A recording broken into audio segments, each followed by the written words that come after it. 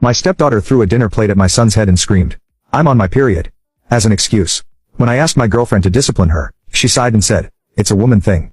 I don't expect you to understand." I stayed silent. That was 7 months ago. Yesterday, her daughter was arrested for assaulting another one. Pratt too. My hands were shaking as I took pictures with my phone. I needed to document this. Derek kept asking if Francine was going to hurt him again. I promised him I wouldn't let that happen. My girlfriend knocked on the door about 10 minutes later. She asked what was going on and why Francine was so upset. I opened the door and showed her Derek's leg. She looked at it for maybe 2 seconds before saying, Francine was just having a hard time with her hormones. I couldn't believe what I was hearing. I told her that hormones don't make you physically attack a 9-year-old. She got defensive and said I was being dramatic. She said Derek probably did something to provoke her. That made my blood boil, but I kept my cool. I told her we needed to have a serious conversation about boundaries. She rolled her eyes and walked away. I decided right then that Derek wasn't safe in this house anymore. I called my mom and asked if we could stay with her for a few days. She said yes immediately. I packed bags for both of us, while Derek sat on my bed watching. He asked if we were leaving forever. I told him we just needed some space to figure things out. We left that afternoon while Francine was still in her room. My girlfriend texted me non-stop asking where we were. I told her we were at my mom's and needed time to think. She called me overreacting, and said I was teaching Derek to run away from problems. I didn't respond. My mom was amazing with Derek. She made his favorite mac and cheese and let him pick all the movies. But I could tell he was still scared. He kept asking when we were going home. I didn't have an answer for him. On the third day, my girlfriend showed up at my mom's house. She had Francine with her. They both looked like they'd been crying. My girlfriend apologized, and said she'd talked to Francine about her behavior. Francine mumbled sorry without looking at Derek. My girlfriend begged us to come home. She promised things would be different.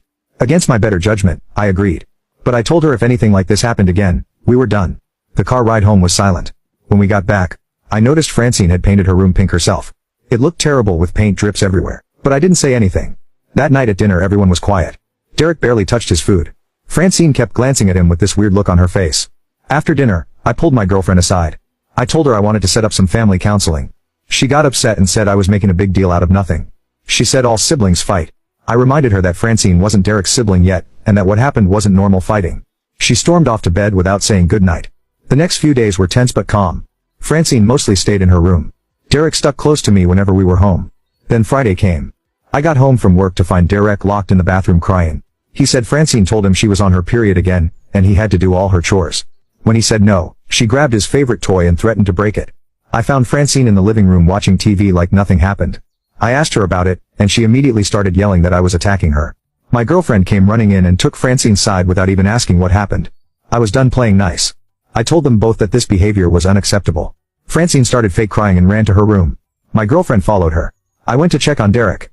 He had barricaded himself in the bathroom with towels under the door. It broke my heart. I coaxed him out and we went to get ice cream. While we were gone, my girlfriend texted that I was being emotionally abusive to Francine. I couldn't believe she used those words. When we got back, there was a note on the kitchen table. My girlfriend had taken Francine to a hotel for the weekend to give her space from my toxic masculinity. I almost laughed at how ridiculous it was. Derek asked if they were mad at us.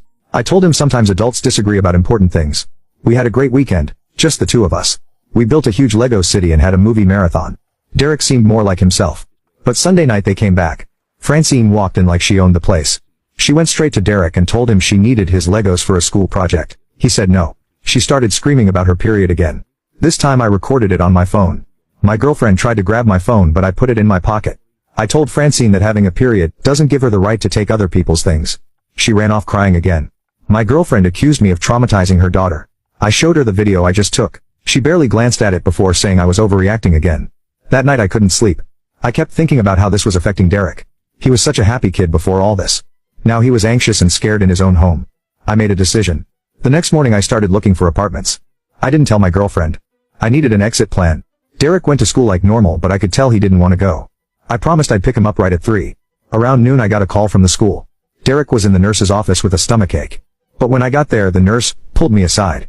She said Derek told her he was scared to go home. She asked if everything was okay. I didn't know what to say. I took Derek home and he clung to me the whole time. When we walked in, Francine was homesick from school.